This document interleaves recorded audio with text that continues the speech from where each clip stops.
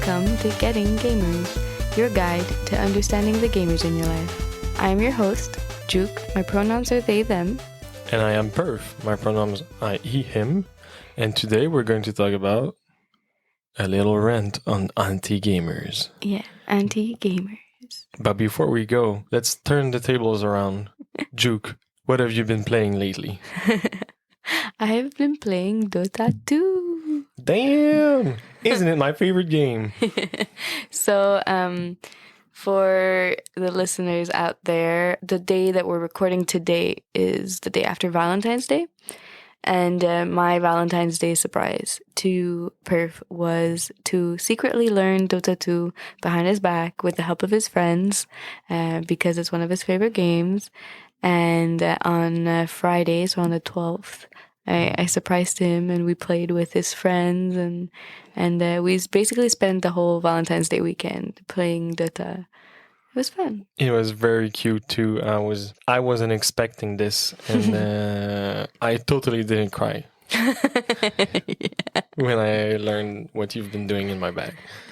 It was a really cute moment. I think I've rarely had such a warm, heartwarming moment around a gift.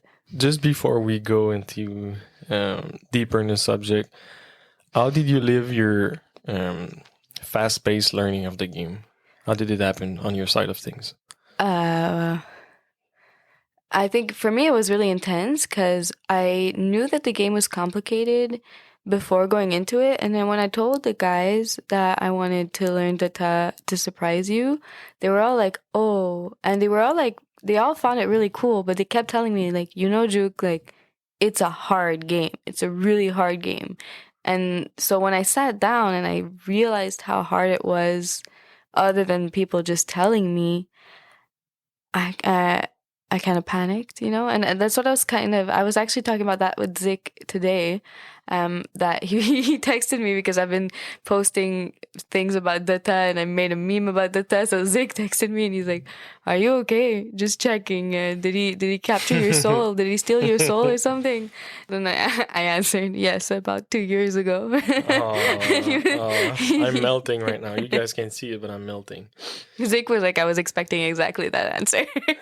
But then we were talking and I was telling him like, yo, like when I sat down and I realized how hard this was going to be, I realized like I have no like I'm not going to put all this effort for nothing. So like I decided like if I'm going to learn, I'm going to learn so that I can try to continue playing.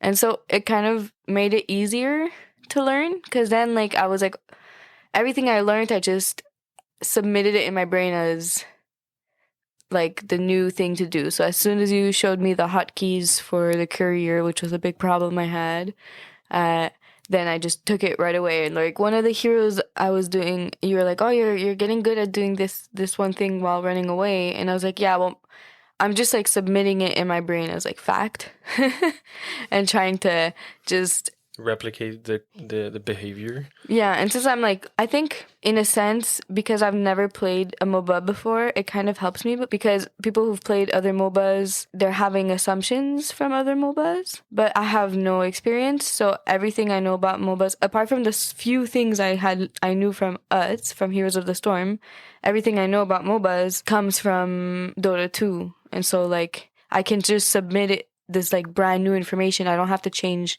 information that already exists. Like some guys are gonna have to change like, okay, damage works like this instead of like that, and now they have to change that. I don't. It's just... Yeah, since you have actually no clue of what's really happening here. Yeah. Unlike the other guys that are just changing from one MOBA to another, there's a many concept that stays the same, but you just have to adapt to the particularities of Dota 2. That's it. Like I'm writing on a blank page versus they're rewriting. Exactly.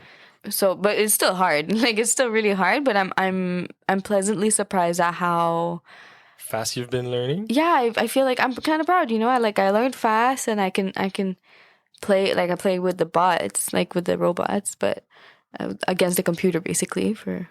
Yeah, but with your own efforts that you put into the game and the coaching you have had for only 1 week, you you went from the easiest bots to the almost the hardest one you can play against. So good job, my love. Great improvement. Thanks. What I think really helped is that because I did, how do I word? Like when I was doing that annoying hard part of the beginning of knowing nothing and trying to learn data and having to learn like all the little items and components, I kept being like, this is really hard when there's no one there to teach you. You know, no one there to like directly answer your questions on the spot. And like, I can't just, when I'm texting the guys for questions, I can't just point on my screen, you know, and be like, what's this? Like, I have to find a way to explain my question for them to understand it because they're not right next to me. And then, so I had like a week, but really 3 full days because there was only 3 days that you weren't home for me to learn this. To learn those little annoying things. And then as soon as I get to the part where the game can start becoming interesting because I'm starting to understand how it works, I told you the surprise and we started playing together. And then like, so you show up in my life where I actually get the actual help that one really does need when they're in my situation to try to learn a video game. Having you be able to help me now at this point where the game actually starts becoming interesting and I actually know what I'm doing, it's helping that wave of like, continuing and wanting to continue because I don't have to do the rest on my own, you know? Yeah, the coaching part, that's actually very helpful, specifically at this point of your learning curve. Yeah, because had I been left on my own, let's say that like let's say you weren't in the picture and I had 3 days to learn this game for like XYZ reason, I don't know, like an exam or whatever. And then Friday would have been the big exam.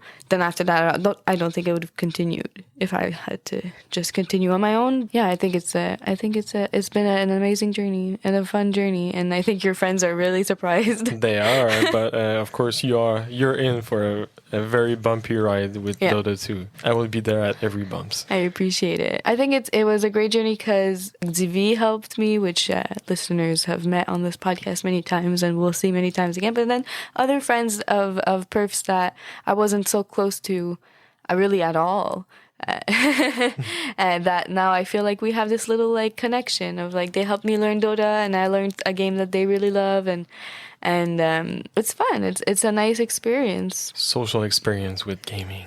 Yeah, and I think also because we have so many gamer friends who have dated anti-gamers, who have parents who are anti-gamers or anti-gaming, it's kind of nice to be able to show people that like there's another option out there. Like you don't have to only date people who are against gaming.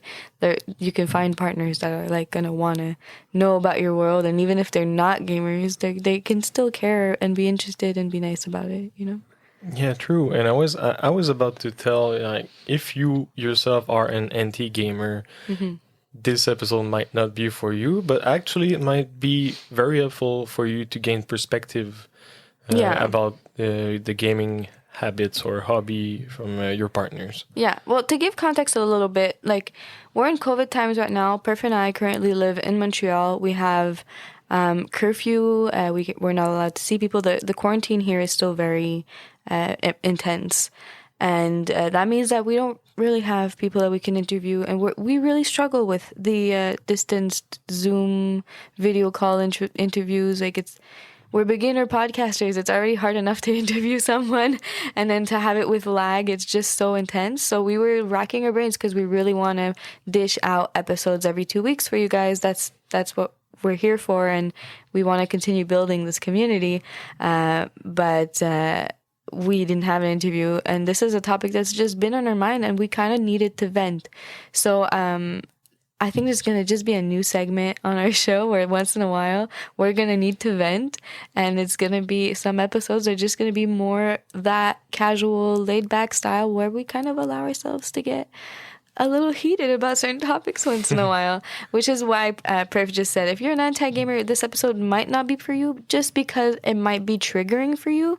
But then again, if you're an anti-gamer and you've clicked on this episode, or someone has sent you this episode, maybe the things we're gonna say are things you need to hear. And we're not here to bash on people and to insult people and to just like make people feel bad. We're just here to talk about our feelings about something that I feel like a lot of gamers face often on a daily basis, you know? like, I'm not saying that all gamers are surrounded by anti-gamers and that everyone's anti-gamers. I'm saying most people are gamers, but there's this generation, like often the older generation will be anti-gamer, or just people even from our generation who just didn't get to know much about this side of the world, and who've lived circumstances of life that led them to be anti-gamer.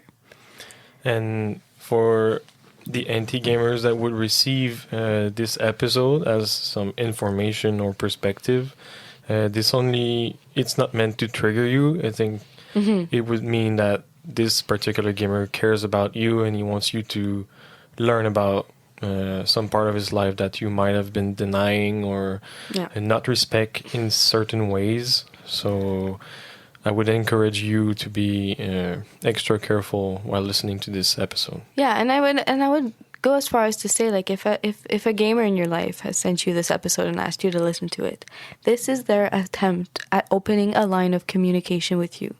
They might be afraid of opening this line of communication with you because they're afraid of how you might react. There may be many reasons why you received this episode, but it is most likely to attempt to open a line of communication with you and to try to mend a certain part of your relationship that where there is tension. We want to help with that because I think we preach time and time again, like, the number one relationship advice that anybody should be receiving is communication.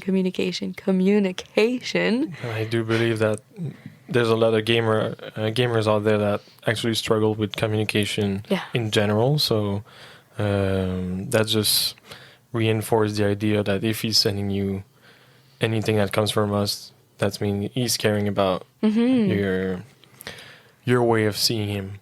Yeah, like if it's hard to talk about something you're passionate about when someone in your life sees it as a hobby and something that they're against. You know, like, sometimes a hobby can still be this huge part of your life, and sometimes it means more than just a hobby. Sometimes it's a passion, and you'd be really surprised how passionate some gamers are. And if you take the time to really listen to them and listen to, like, them talking about, like, whatever game they're obsessed with or anything really, you'll see that it goes really deep. Like, when we were talking about getting immersed in a game and the soundtrack and the visuals and all the little aspects, and then he just started going so deep into the game and what it felt like to be fighting along your friends for your life, and at some point, like, you get lost in what he's saying because he's so passionate, and you forget that you're talking about a game and he's not talking about, like, a war he actually went through or something. Like, you sure that wasn't me? It could have been, but the point is, like, there's a passion there, and it's hard when you're passionate about something that someone else is against. You know? That's true, and we have some friends. Some close friends that we're not going to name, of course, but that have been living this kind of conflict between their favorite hobby, which is gaming, and their partners being not respectful of this in some ways, that they've been distracting them or just denying them all the time that they would normally use to play video games, just because they were in need of attention, I guess, or couldn't live with the fact that the idea that their partner were gamers. And it's triggering for me, really, because it's sort of stealing a friend, and I'm not the one to be needy. I don't think I'm a needy boy. But yeah, this whole situation just actually saddens me.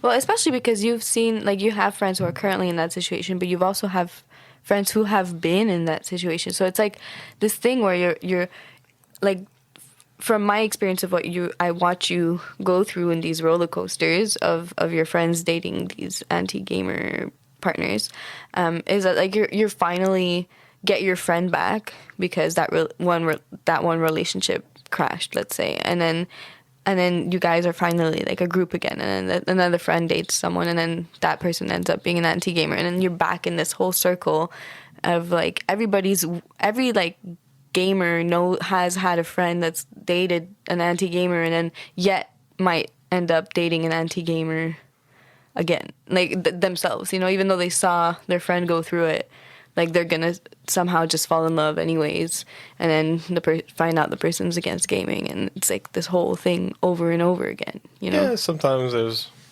I guess, sex is involved in some of these situations where you might think more with your penis than with your actual brain, but yeah, I don't remember where I was going with that, but I had to plug it. Blame the penises? Yes, you can blame all the penises. But I mean, like, there's always reasons that people stay in relationships even though there's these tensions, right? And a relationship can be, like, beautiful except for this one aspect. Like, I remember an older couple where pornography was forbidden in their household. And for us younger generations, it's like, what? You can't like tell your partner that they're not allowed to watch porn. That's just not. But some people are fully against that. And the same way, like I have a lot of friends who are polyamorous, and there's this circle of like falling in love with someone who's monogamous, and then having to figure out, okay, well, we can't be together because I'm polyamorous and you're monogamous, and I don't want to change and you don't want to change, and then I mean, some people do function. I don't want to like say that doesn't work. I know that there's a whole community of that, and that can work too. But what I'm saying is, like, there's reasons, even though you're like, no, I'm in this group and I'm only going to date people in this group, but then you end up falling in love with people who it's not going to work, or like all the signs show that it's not going to work, but you have to try anyways. We've all been in those kind of relationships where like everyone in your life's telling you like, nah, this is not gonna, like no. And you still do it because you're like, no, we're happy, but this is great. Like trying to deny all the red flags that they see in the person. But the thing is that I feel like a lot of you guys grew up with anti-gamer parents, or like parents that had a lot of stigma around gaming. And so once you start dating, if the girl you're dating is an anti-gamer or like fully against gaming, or like full of stigma against gaming, like you've been trained your entire life to understand that you can still be loved by an anti-gamer. If your parents were an anti-gamer or you faced that stigma all the time. Yeah, but you would have been in the need of hiding your passion. But you're used to it. That's what I'm saying, is that like a lot of people are used to having to hide their gaming passion and getting like yelled at by their mom for gaming too much, or being judged by their parents for gaming too much. So by the time they're dating, if the girl's against it, it's like so normal to them that it's not like a criteria. As for like some of our other friends are like, no, if I date a girl, she has to be a geek because it's not gonna work if she's not. This is my entire world. If she doesn't understand that, then she doesn't understand me. Other friends that have lived in maybe less accepting households are like, nah, whatever, because everyone who's ever loved me has always been against gaming. So like, why should that be a criteria that she'd be cool with gaming? Like, And just to make sure all of you guys are in line with us, we're not even talking about addiction or gamers that actually can't do anything else but gaming. Because in that case, I get that it would be creating real tension and legitimate tensions in any couple or a relationship you would have with your partners. Yeah. But we're just talking about a passion or hobbies here. Because again, like we say in most of our episodes where we talk about this stuff, addiction, like it can be anything, right? Like gambling addiction can get in the way of your relationships. Cigarette addiction could get in the way of your relationships. I had an ex-boyfriend back when I was like really much more of a smoker, that like he would be mad when he would smell a cigarette on me or see me smoke a cigarette, and it would ruin his day. That created so much tension in our relationship, you know? And it's so completely reasonable for him to be upset about cigarette smoking and not want his girlfriend to be smoking cigarettes. But it was an addiction I was struggling with, and the response to that was not working for, like, it just created so much tension, you know? So any addiction can create tension, and, like, we really have to learn to dissociate gaming addiction to just gamers. That's right. I still bringing this fact back every time just for anti-gamers for that exact reason where you just said it. You have to dissociate gaming addiction from gaming as a hobby. And for the recurring listeners who might be annoyed at hearing us say this all the time, like, we have to because we really need to remind people to dissociate these two things. Like, we're gonna repeat it in many other episodes because it's such a huge important part of our mission here at Getting Gamers in helping you understand gamers. That's right. And we talk a lot, like the last few episodes on this podcast, or actually, like, probably half of the episodes that are out, if not more, are in some way about relationships and gaming. And pausing the game episode has a lot to do with your relationship with the other people in your household that don't understand gaming as well. And our last episode was about how we handle gaming in our relationship. We talked about friendships. We talked about so much. There's actually good stuff if you're struggling with your partner in the episode Pausing the Game, where we explain and try to work around code or ways you can establish with your partner to be respectful of both on both sides, actually. Yeah, and we actually talk about, like, our door method that we use in both last episode, how we handle relationship and our relationship in gaming, and the Pausing the Game episode, which is a great conversation starter. If you want to open a line of communication about gaming with your gamer, talk to them about our door method or send them that episode. But what I was saying is, yeah, we talk a lot about relationships and gaming, but this podcast, yeah, we're going to talk a lot about how gaming affects our relationships, and we're going to give a lot of tips about how to help you communicate with your gamer and how to help you gamers communicate with your non-gamers. I think the biggest thing that's in the way of the people who don't understand gamers is this whole communication thing. I was about to segue in more into the relationship. Have your partner already shown interest in something you are passionate about, that he's been trying to get to know more about you, how this passion is done or practiced, what are the behaviors that go with it? Yeah. Did he watch your favorite movie with you? Did he go to your favorite restaurant with you? Like, you guys share each other's favorites in your relationship, right? So why don't you do the same if it's about gaming, about a specific game that he could actually show you, or maybe he's already been trying to get you into it. Maybe you've reacted by denying it, saying you're not good enough, saying any amount of dumbass reasons just not to get involved into it. Do you even know the name of his favorite game? Like, we went to supper with one of your friends once, and you mentioned a game, and the girlfriend said, "What's that?" And you were like, "What?" That was a biggest part of his life for 20 years of his life, you know? And when we were on the car on the ride home, I was like, how does she not know what that was? Not because I thought everyone knew that game, but because he's been playing it for at his least whole 6-7 years. So, like, for me, it's like, you should know what your boyfriend's favorite game is, or your girlfriend's favorite game is, your partner's favorite game is.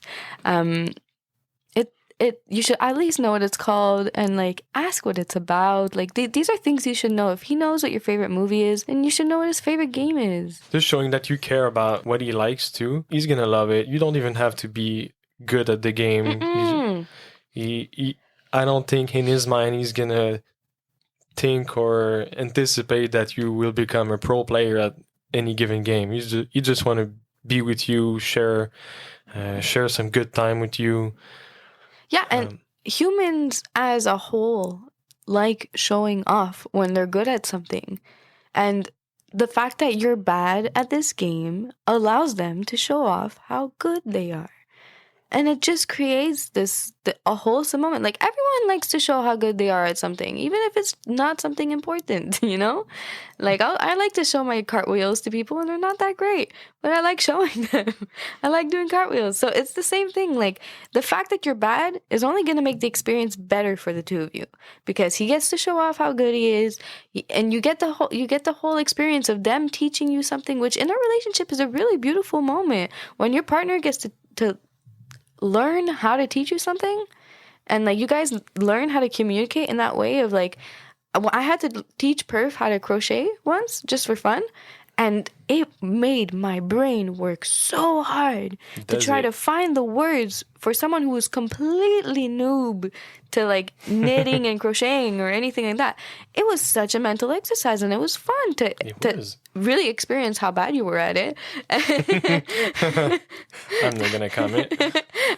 But then you learned fast, and it was a nice moment, and we were next to each other on the couch, and you know, it was a whole experience, and we're gonna remember that moment. True, and that's what's great about it. It creates great, even sometimes epic moment in a couple. Yeah. I made Perf cry on Valentine's Day, and it was one of the most beautiful moments ever. I never cried on Valentine's Day before. And you guys didn't hear any of it. But it was a beautiful moment, and I had such a beautiful bonding moment with his friends. Zvi, Nelter, and I have become close friends. Why? Because I took an interest in this part of my boyfriend's life that is gaming. And then I got to get closer to his friends through that. And even like I was saying, learning Dota 2 helped me get closer to a friend that I really wasn't close to, and that I personally felt like was avoiding me. And now I feel like next time we hang out, like, you know, after COVID and shit, I feel like we're going to like grab a drink and we're going to have a bunch of shit to talk about and to joke about, you know? Sure, because you will be part, or at least able to comprehend more inside jokes about the gaming world. Yeah, and he got to see this other side of me, and I got to see this other side of him. I got to see how he teaches, and he got to see how I learn, and that's important. Just because before I go too much off topic, there's when you try to get someone into your passion, just the part that where you show off is good. Yeah. Of course, it can feel good, and I'm not trying to deny that to you, but you also have some kind of responsibility where you have to be pedagogical. You also have to be invested in your partner, meaning you have to explain every detail and make yourself as if you were a teacher. Yeah. And make it easy. Start, like, dumb it down. Whatever you think they don't know, they know less than that. and if they do, then they'll be like, oh, yeah, I know that. And they'll be proud to tell you that they know that. You know? So just assume they know as little as possible, so it's as unintimidating for the non-gamer. And then build from there, you know? Like, step by step. The first thing I told you about Dota, and that I noticed about Dota, was the pretty character that's like the bird that's like on fire. The phoenix. Yeah. Oh my god, that's a word that I should have known. That's not a gaming word. That's just a it's phoenix. A bird, and it's burning with fire. And when it dies, it resuscitate. Anyways, that thing. It's a phoenix. There was a phoenix, and I was like, oh, that's such a pretty phoenix. And then you said, yeah, Dota has a lot of beautiful characters. And they said, those are the posters I've had. These posters, I've known these posters for 2 years. I didn't remember they were from Dota. I had no idea. And then all of a sudden, conversation. These posters that were a part of my life for 2 years. Now I can connect them to the game, and I can see the game that I see him playing the game. I'm like, oh, okay, shit. That's where that's from. That is like a bit of extra knowledge. You really start small, you know? Yeah, you touched something there. Every little bit of knowledge, just communicate it. Just say it, because the more they feel that they have some knowledge, the more that they feel connected and close to the game. Yeah, and I feel like the better the results. Yeah, exactly. And I feel like that can be applied to anything you're passionate about. True. It doesn't have to be gaming. But like in this particular situation, we're talking about gaming, and It really does apply. I'd like to think that there are some anti-gamers out there that are listening to this episode because they care about the gamer in their life and they were sent this episode and they care enough to listen. And if you are against gaming and you are listening to this episode, if you want to help mend your relationship with the gamer in your life, whether it be your kid or your boyfriend or your girlfriend or your niece or whatever, but seriously, like, if you're against gaming and you have gaming kids, like, take interest anyways. I ask Perf when he's done if you won. Or, like, did you kill all the bad guys? And I always say it in cute little ways. And I'm half the time don't know what game he's playing. I just ask him if he killed all the bad guys. And then if there were no bad guys, he'll tell me. And if he did, he'll tell me. And then if he says no, if he says that he didn't and he lost, and I ask him if he had fun. And sometimes he'll say, like, actually not even. It was really bad. Like, the players were mean to each other, blah, blah, blah. And then there's a conversation. Because the thing to remember here is, especially if you're a parent, but also if you're a partner, if you're against gaming, whatever, if you're against anything, don't you rather still know what's going on in their life? Even if you're against it. If you're against gaming, then part of you feels like there's some big negative thing behind this, right? Don't you want them to be comfortable talking to you about it anyways? That way, if you think that, like, gaming leads to gaming addiction, don't you want them to be able to turn to you if ever they do get addicted and they do need help? Don't you want them to be comfortable enough to come to you? Of course, that would be good. Then we don't need you for gaming to become your own passion. You just have to be open about it, even though you don't necessarily like it or you don't even play it. You want to be involved in their life anyways. Like, it's not because you're against something that they're into that means you have to create this whole disconnection. You can still be involved even if you're against it. The same way, I don't know, like, when I started deciding to quit cigarettes, I started smoking cigarettes at a young age, and one of my parents realized and one of my parents didn't realize. And at some point I had to sit my parents down when I was like 18 or 19 and say, hey, I'm a smoker and now I'm trying to quit, and this is what I'm doing to try to quit. My parents didn't like hearing it, but they liked that I told them. They liked that I was not keeping secrets from them, And yeah, they didn't like it when I saw they saw or smelled cigarettes on me, but at least they know that there was this open line of communication where I was telling them, like, okay, this is how I'm trying to quit, and then now all of a sudden they could be part of my journey. This is the same thing. Like, you don't have to be into it. And if you're headstrong and being against it, fine, but you can still be part of their lives and still ask questions and try to learn, try to find things out. You realize that there's a lot more to life that you don't know. I think there's a big part around just the knowledge and the understanding of the gaming world that has to be, that would profit to be more known for other people to be accepting. Why was it hard for me? It's not. I also have to say that this is not as much as a rant as I thought it would be, but more as that's where I was going with that. A message of acceptance and openness about gaming that would benefit just most people out there. Yeah, well, I think when we first had the idea for this episode of, like, okay, well, we don't have any interviews, let's rant about anti-gamers, we felt really strongly and heated about it. Like, in the moment, we've been feeling strongly and heated about it. Like, me, because when we do talk about the friends that we have that are dating or have dated anti-gamers, I get really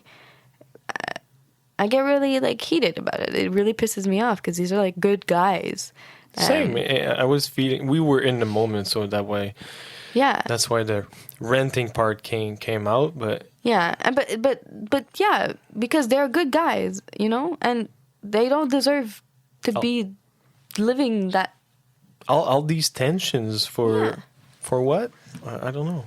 Because I've only seen this side of it, where you guys are, like, trying to play a game and then all of a sudden halfway through the game, like, your friend that's dating an anti-gamer, like, is playing like shit and they're not answering on Discord and and you're like, you know that their girlfriend's nagging them, and it like creates this whole thing where you're not like being nagging and mean about gaming. You're not just affecting their video games, you're affecting their friendships, you're affecting their relationships, because you're making that gamer less reliable to his friends. And that's what I see whenever your friends start dating anti-gamers or gamerphobes. they become less reliable friends, because you guys spend a lot of time playing video games together. That's how you guys bond. The same way me and some of my friends bond over music, you guys bond over gaming.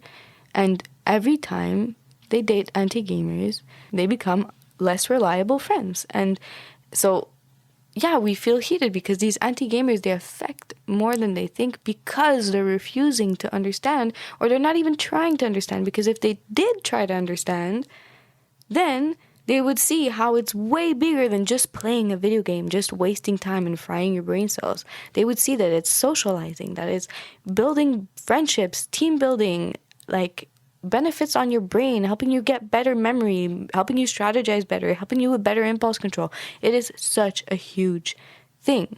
And this is all part of why you should create a code around it to, as of when it's okay to come and when it's not. Mm-hmm. And like, yeah, in other episodes we talked about our door methods, but like people have many methods. My ex, he would get really annoyed if he was watching a show and someone came to talk to him. It was like, I'm immersed in this show right now. And it would really annoy him, and he wasn't necessarily nice about it sometimes, but his way of handling it was, no, if I'm busy and someone comes to interrupt me and I'm clearly busy, like, you can't miss it when someone's watching a show. Like, there's sound, there's visuals, like, it's very obvious that someone's busy. And so he doesn't answer.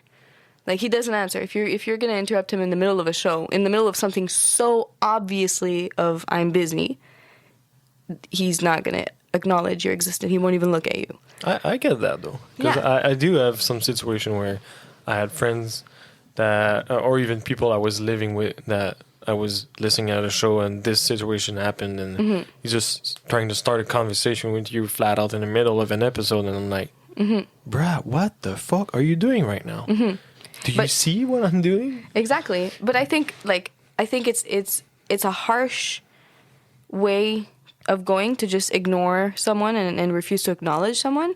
But if you make that agreement in advance, you know, if us, instead of talking about our door method, we had said, like, if I'm clearly busy and you interrupt me, I'm just not gonna answer you to give you a second chance to realize that I'm clearly busy, and that was agreed upon from the start, then that could be the method you choose to go for.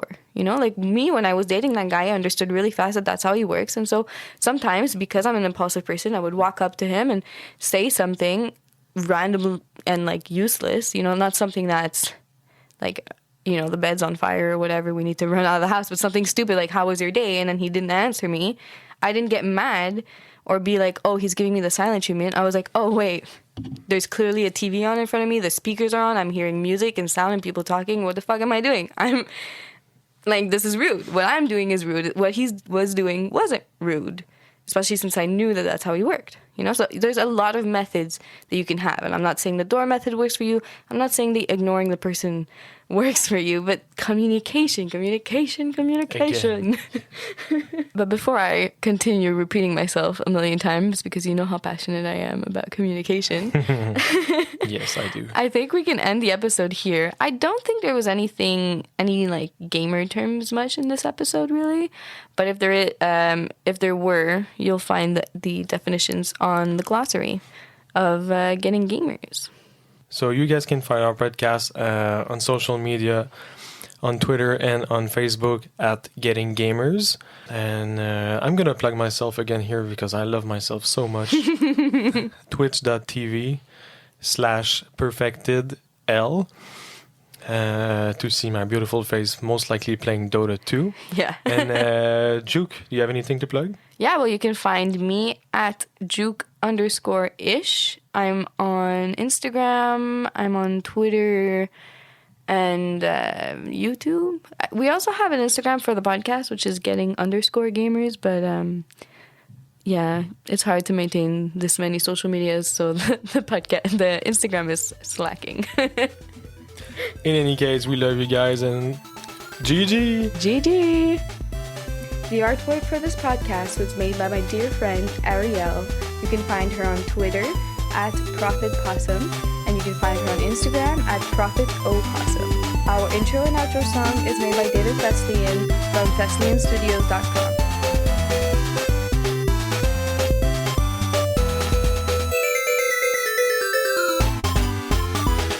Job's done.